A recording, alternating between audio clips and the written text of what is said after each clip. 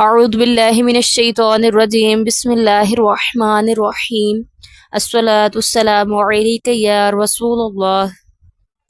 الصلاۃ والسلام علیک یا حبیب اللہ الصلاۃ والسلام علیک یا سیدی یا نبی اللہ الصلاۃ والسلام علیک یا سیدی یا سیدی نور من نور اللہ بسم اللہ الرحمن الرحیم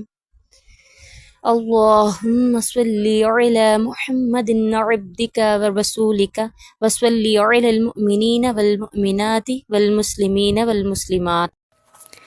آیت نمبر 85 میں ہے، پھر یہ جو تم ہو اپنوں کو قتل کرنے لگے اور اپنے میں ایک گروہ کو ان کے وطن سے نکالتے ہو، ان پر مدد دیتے ہو ان کے مخالف کو گناہ اور زیادتی میں، اور اگر وہ قیدی ہو کر تمہارے پاس آئیں تو بدلہ دے کر چھڑا لیتے ہو، اور ان کا نکالنا تم پر حرام ہے، تو کیا خدا کے کچھ حکموں پر ایمان لاتے ہو اور کچھ سے انکار کرتے ہو؟ تو جو تم ایسا کرے تو اس کا بدلہ کیا ہے مگر یہ کہ دنیا میں رسوا ہو اور قیامت میں سخت تر عذاب کی طرف پھیرے جائیں گے، اور اللہ تمہارے کوتکوں سے بے خبر نہیں۔ نیکسٹ آیت بھی ساتھ پڑھ لیتے ہیں کہ یہ ہیں وہ لوگ جنہوں نے آخرت کے بدلے میں دنیا کی زندگی مول لی، تو نہ ان پر عذاب ہلکا اور نہ ان کی مدد کی جائے گی۔ یعنی کہ جو تھے نا حضور پاک صلی اللہ علیہ وآلہ وسلم کے مقدس زمانے میں موجود یہودی جو تھے، وہ عجیب و غریب طرز عمل اپناتے۔ یعنی پس منظر اس آیت کا یہ کہ بنی اسرائیل کو 3 حکم دیے گئے تھے: ایک دوسرے کو قتل نہ کرنا، ایک دوسرے کو جلا وطن نہ کرنا، اگر وہ اپنی قوم کے کسی مرد یا عورت کو اس حال میں پائیں کہ اسے غلام یا لونڈی بنا لیا جائے تو اسے خرید کر آزاد کریں۔ نسل در نسل یہ عہد تو چلتا رہا، یہاں تک کہ مدینہ کے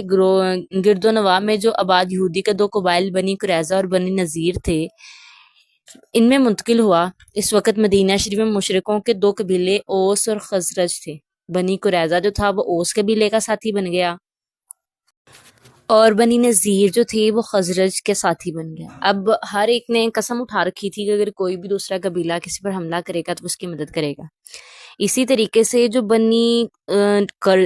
قریظہ اور بنی نذیر تھے وہ آپس میں ہی خلاف ہو گئے۔ اوپر سے تو وہ ایک دوسرے کے ساتھ تھے، لیکن اندر سے ایک دوسرے کے خلاف ہو گئے۔ یعنی اگر ایک دوسرے کے خلاف جنگیں ہوتی دوسرے قبیلے تھے اوس اور خزرج ان کی مدد کرتے، لیکن جب دیکھتے کہ ان میں سے کوئی ایک قیدی ہو گیا ہے یا پھر جو ہے ان کو غلام بنا لیا گیا ہے، پھر وہ معاوضہ دے کر جو تھے وہ چھڑا لیتے۔ لیکن جب لڑائی کے وقت کوئی ہاتھ آ جاتا تو اس کو قتل کرنے سے دریغ نہ کرتے۔ تو اس چیز کے لیے فرمایا گیا ہے کہ تم ایک دوسرے کو قتل بھی کرتے ہو اور ایک دوسرے کو چھڑاتے بھی ہو، حالانکہ تورات میں تمہیں اس چیز سے منع کیا گیا ہے۔ حالانکہ جبکہ جنگ کے دوران اگر تمہارے سامنے کوئی تمہارا جو ہے وہ قبیلے کا ساتھی آ جائے، یعنی سامنے والے قبیلے کا آ جائے جسے منع کیا گیا لڑائی سے، جس کو قیدی وغیرہ بنانے سے منع کیا گیا ہے، تو تم اس کو قتل کرنے سے دریغ نہیں کرتے، اور تم عہد شکنی کرتے ہو اور حرام کے مرتکب ہوتے ہو۔ اور یہ بنی اسرائیل کا ناقص عمل تھا کہ وہ کچھ کتاب پر تو ایمان رکھتے لیکن کچھ پر جو ہے وہ عمل نہیں کرتے تھے۔ تو ان کے لیے فرمایا گیا کہ اس طرح کرنا ان کو دنیا میں بھی رسوا کر دے گا اور آخرت میں بھی ان کو رسوا کر دے گا، اور ان پر عذاب ہلکا نہیں کیا جائے گا اور نہ ہی ان کی کوئی مدد کی جائے گی۔ نیکسٹ ہے، اور بے شک ہم نے موسیٰ کو کتاب عطا کی اور اس کے بعد پے در پے رسول بھیجے، اور ہم نے عیسیٰ بن مریم کو کھلی نشانیاں عطا فرمائیں اور پاک روح سے اس کی مدد کی۔ تو کیا جب تمہارے پاس کوئی رسول وہ لے کر آئے جو تمہارے نفس کی خواہش نہیں تکبر کرتے ہو، اور ان میں سے ایک گروہ کو تم جھٹلاتے اور ایک گروہ کو شہید کرتے ہو؟ یعنی کہ یہاں پر جو ہے وہ حضرت موسیٰ علیہ السلام کی مزید نعمتیں بیان کی جا رہی ہیں کہ تورات مطلب جو بڑی نعمت ہے وہ تورات کا دینا ہے، اور ان میں سب سے اہم عہد یہ تھا کہ ہر زمانے کے پیغمبروں کے اطاعت کرنا اور ایمان لانا تھا، جبکہ جو ہے انہوں نے اطاعت نہیں کی۔ اللہ نے فرمایا میں نے پے در پے رسول بھیجے، اور حضرت موسیٰ کے زمانے سے حضرت عیسیٰ تک متواتر انبیاء آتے رہے، ان کی تعداد 4000 ہے، لیکن انہوں نے جو ہے وہ کسی پر ایمان لے کے اور کسی پر ایمان نہیں لے کے ہے۔ پھر فرمایا گیا کہ ہم نے عیسیٰ بن مریم کو نشانیاں دی. نشانیاں کیا تھے کہ انہیں معجزات دیے، جیسے حضرت عیسیٰ مردوں کو زندہ کرتے، اندھوں اور برس والوں کو یعنی کوڑ والوں کو صحت یاب کر دیتے، پرندوں کی مورتیں بنا کر اس میں جان ڈال دیتے، غیب کی خبریں دیتے. یہ سارے حضرت عیسیٰ کے معجزات ہیں. تو اللہ نے فرمایا ہم نے اس کی پاک روح کے ذریعے مدد کی. پاک روح سے مراد حضرت جبرائیل علیہ السلام ہے، یعنی کہ وہ روحانی ہیں اور وہی لے کے آتے ہیں، اور ایسی وہی لاتے ہیں جو مردہ دلوں کو حیات بخشتی ہے. اور فرمایا گیا ہم نے حضرت جبرائیل کے ذریعے مدد کی. لیکن فرمایا گیا کہ تم لوگ ایسے ہو کہ تم لوگوں نفس کی پیروی کرتے ہو، اور جو چیزیں تمہاری طبیعت کے اور تمہارے مزاج کے خلاف ہوتی ہیں ان چیزوں کو تم مانتے ہی نہیں ہو، ان چیزوں پہ تم تکبر کرتے ہو، اور ایک گروہ کو تو تم جھٹلا دیتے ہو کہ یہ چیز غلط ہے، اور دوسرا ایک اور گروہ ایسا ہے جس کو تم شہید کر دیتے ہو، یعنی انبیاء کرام کو تم شہید کرتے ہو. آج کا ہمارا بھی حال ایسے ہی ہے کہ اگر ہمیں کوئی بات، کوئی دین کی شریعت کی کوئی بات بتا دی جائے اور وہ بات ہماری طبیعت پہ ناساز گزرے، ہماری جو ہے وہ ہمیں اچھی نہ لگے، تو ہم اس چیز کو ماننے سے انکار کر دیتے ہیں، جیسا کہ پہلے یہودی کیا کرتے تھے. اور تمہارے دل پسند نہیں کرتے اس چیز کو، یعنی کہ جو ہے تم اس چیز کو پسند نہیں کرتے جو تمہاری مزاجوں کے خلاف ہو. لوگ جو یہودی جو لوگ تھے وہ پیغمبروں کے احکام اپنی خواہش کے خلاف پا کر اس کو جھٹلاتے تھے، اور ہم بھی آج ویسا ہی کر رہے ہیں. اور پھر جو ہے وہ انبیاء کرام کو شہید کرنے لگے، حتیٰ کہ آپ صلی اللہ علیہ وسلم پر بھی جادو کیا گیا، کبھی زہر دیا گیا آپ کو شہید کرنے کے لیے، کئی طرح کے جو ہے وہ فریب کرتے رہے. تو یہ ساری چیزیں اللہ تعالیٰ نے بتا دی گئی ہیں. نیکسٹ ہے، اور یہودی بولے ہمارے دلوں پر پردے ہیں، بلکہ اللہ نے ان پر لعنت کی کہ تھوڑے ایمان لاتے ہیں. یعنی یہودی جو تھے وہ مذاق کے طور پر کہتے تھے کہ ہمارے دلوں پر پردے ہیں، اس لیے نبی کی بات ہم تک نہیں پہنچتی. اللہ نے اس کا رد فرمایا کہ یہ جھوٹے ہیں، اللہ نے ان کے دلوں کو فطرت پر ہی پیدا فرمایا، نہیں سب کے دل ایک جیسے ہی پیدا فرمایا، لیکن اس میں حق قبول کرنے کی صلاحیت رکھی ہے. لیکن یہودیوں کا ایمان نہ لانا ان کے کفر کی شامت ہے، یعنی ان کے اپنے اعمال کی وجہ سے ہے. انہوں نے سید المرسلین کی نبوت پہچان لینے کے بعد انکار کیا تو اللہ نے ان پر لعنت فرما دی، اور اس کا یہ اثر تھا کہ وہ قبول حق کی نعمت سے محروم ہو گئے. نیکسٹ آیت، اور جب ان کے پاس اللہ کی وہ کتاب آئی جو ان کے ساتھ والی کتاب یعنی تورات کی تصدیق فرماتی ہے، اور اس سے پہلے اس نبی کے وسیلہ سے کافروں پر مدد مانگتے تھے، تو جب یہ تشریف لایا ان کے پاس تو وہ جانا پہچانا تو اس سے منکر ہو بیٹھے. تو اللہ کی لعنت منکروں پر، یعنی کہ جو قرآن پاک ہے وہ پہلی کتابوں کی تصدیق کرنے والا ہے. اور جب ان کے پاس ان کا جانا پہچانا نبی، یعنی کہ جب جو تھے نبی پاک صلی اللہ علیہ وسلم تشریف نہیں لائے تھے تو یہ جو لوگ تھے وہ دعا مانگا کرتے تھے. کس طرح دعا مانگا کرتے تھے؟ یہ لوگ دعا کرتے تھے اللہ سے، اللہم افتح علینا وانصرنا بالنبی الامی،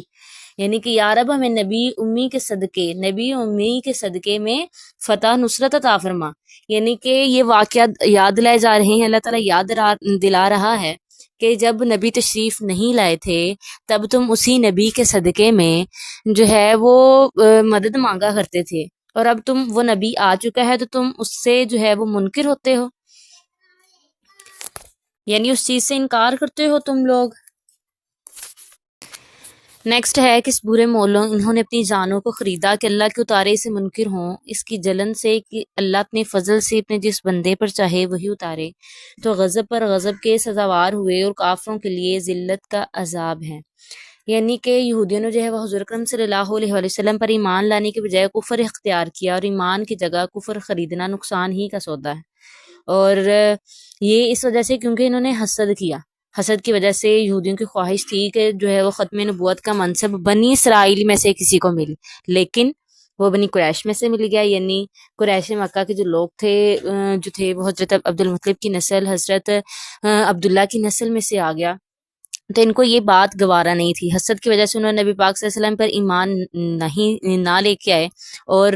جو ہے وہ غضب کا شکار ہوئے. غضب پر غضب سے کیا مراد ہے؟ یعنی کہ حضرت عبداللہ بن عباس فرماتے ہیں جو یہودی ہے وہ تورات کو ضائع کرنے اور اس کے احکامات کو تبدیل کرنے کی وجہ سے پہلے ہی غضب کے مستحق ہوئے، اور اس کے بعد انہوں نے حضور پر نور کے ساتھ کفر کرنے کی وجہ سے دوسرے غضب کے حقدار ٹھہرے. بعض مفسرین نے یہ بھی فرمایا ہے کہ حضرت عیسیٰ اور انجیل کا انکار کرنے کی وجہ سے یہودی پہلے غضب کے مستحق ہوئے، اور نبی اور قرآن کے انکار کرنے کی وجہ سے دوسرے غضب کے مستحق ہو گئے. نیکسٹ ہے، اور جب ان سے کہا جائے کہ اللہ کے اتارے پر ایمان لاؤ تو کہتے ہیں وہ جو ہم پر اترا اس پر ایمان لاتے ہیں اور باقی اسے منکر ہوتے ہیں، حالانکہ وہ حق ہے ان کے پاس والے کی تصدیق فرماتا ہوا، تم فرماؤ کہ پھر اگلے انبیاء کو کیوں شہید کیا اگر تمہیں اپنی کتاب پر ایمان تھا۔ یعنی کہ اس آیت میں یہودیوں کا ایک بہت بڑا جو ہے وہ عمل بیان کیا جا رہا ہے کہ جب ان سے کہا جائے کہ اللہ کی نازل کی ہوئی کتابوں پر ایمان لے کے آؤ، تو وہ کہتے ہیں ہم صرف تورات پر ایمان لے کے آئیں گے جو کہ ہم پر نازل ہوئی۔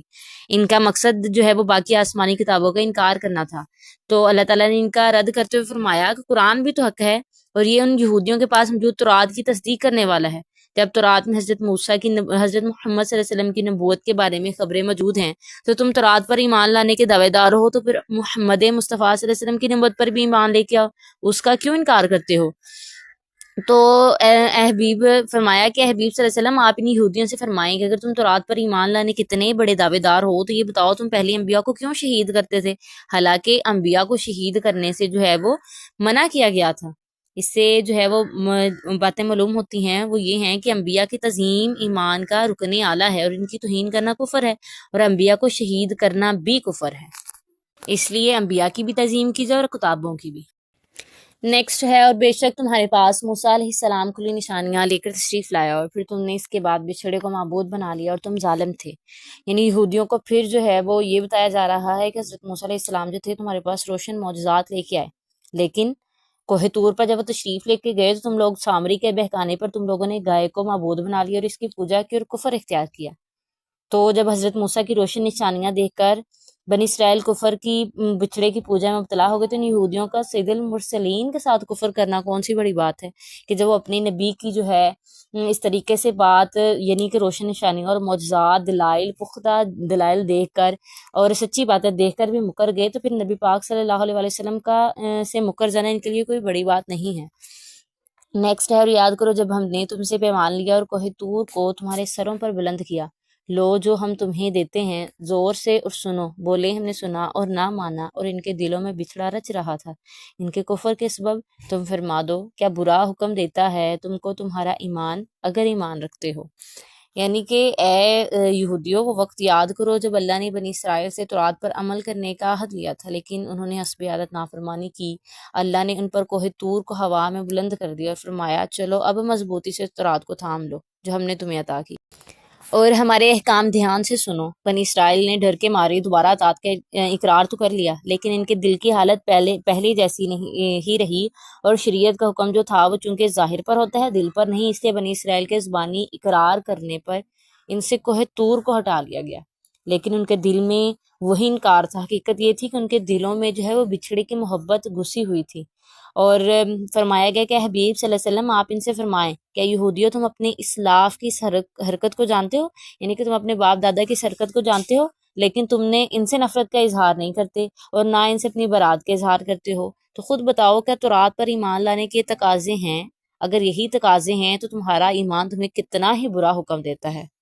نیکسٹ ہے، تم فرماؤ اگر پچھلا گھر اللہ کے نزدیک خالص تمہارے لیے ہو نہ اوروں کے لیے، تو بھلا موت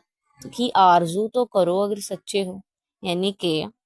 یہودیوں کا دعویٰ یہ تھا کہ جنت میں صرف وہی جائیں گے۔ ان کا رد فرمایا گیا اور فرمایا گیا اگر تمہارے گمان میں جنت تمہارے لیے خاص ہے اور آخرت کی طرف سے تمہیں بالکل اطمینان ہے، سکون ہے کہ تمہیں اللہ جو ہے وہ بخش دے گا، تمہیں کچھ نہیں کہے گا، تو تم ذرا موت کی تمنا تو کرو، یعنی موت کی تمنا کرو تاکہ تمہیں موت آ جائے اور تمہیں عیش والی زندگی مل جائے، عیش والا گھر مل جائے۔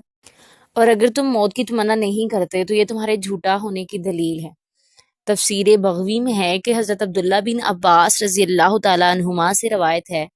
حضور اقدس صلی اللہ علیہ وآلہ وسلم نے ارشاد فرمایا اگر یہودی موت کی تمنا کرتے تو سب ہلاک ہو جاتے اور روئے زمین پر کوئی یہودی باقی نہ رہتا۔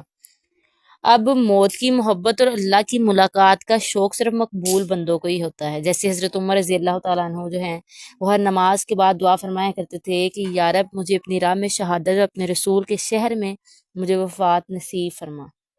لیکن دنیا کی مصائب سے تنگ آ کر موت کی خواہش کرنا غلط ہے، یعنی کہ کوئی یہ کہے کہ میں جو ہے وہ بہت تنگ آ چکا ہوں اس مصیبت سے، ان مصائب سے، دنیا سے، تو اس طریقے سے موت کی تمنا کرنا غلط ہے۔ نیکسٹ ہے، اور ہرگز کبھی ان کی آرزو نہ کریں گے ان بد عمالیوں کے سبب جو آگے کر چکی ہے، اور اللہ خوب جانتا ہے ظالموں کو۔ یعنی کہ یہ جو یہودی ہیں یہ کبھی بھی موت کی تمنا نہیں کریں گے، یعنی یہ کبھی نہیں کہیں گے کہ ہمیں موت آ جائے، کیونکہ جو انہوں نے غلط کام کیے ہیں، جو انہوں نے بد عمل کیے ہیں، وہ ان کو بھی پتہ ہے، اور اللہ تعالیٰ بھی خوب جانتا ہے ان ظالموں کو اور ان کے اعمال کو جو یہ کیا کرتے تھے۔